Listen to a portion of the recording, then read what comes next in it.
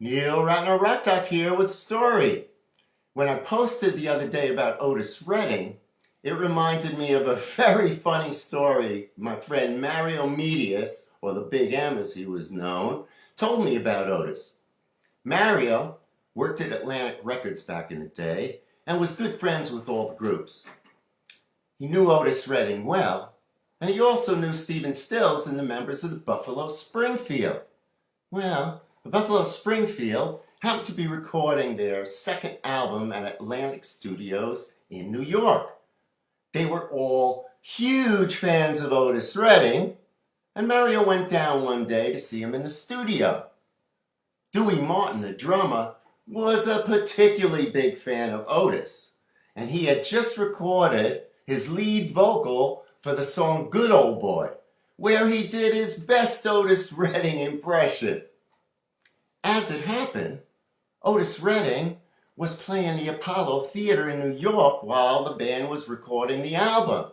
So Mario arranged for Otis to come down to the studio to hear the band. He knew Otis loved good rock and roll, and he was sure Otis would love what they were doing. Well, sure enough, Otis did. They got along famously.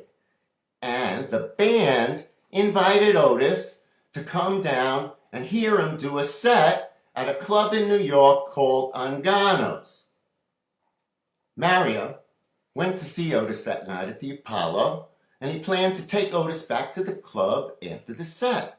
Well, Ahmet Ertegun, the president of Atlantic Records, just so happened was also at the Apollo that night, and the three of them, Mario, Ahmet, and Otis, went down to the club to hear the Buffalo Springfield do their set. When they got to the club, everything was great, man. Otis started drinking heavily and partying with the band. They went on stage. They did a great set. And at the end of their set, they said, Otis Redding is in the audience. And without asking him, they called him up to the stage to jam. Come on, Otis, come jam with the band, come jam with the band. By this point, Otis was dead drunk. But he gets up and immediately, boom, he hits the floor.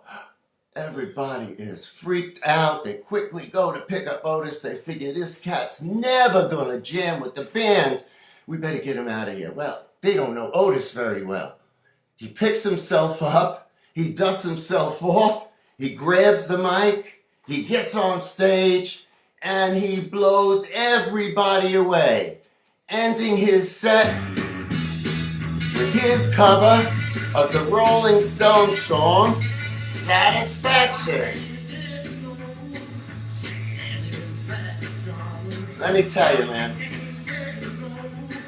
it was a true rock and roll moment. That's my story. Neil Ratner Rock Talk. Have a great weekend, everybody.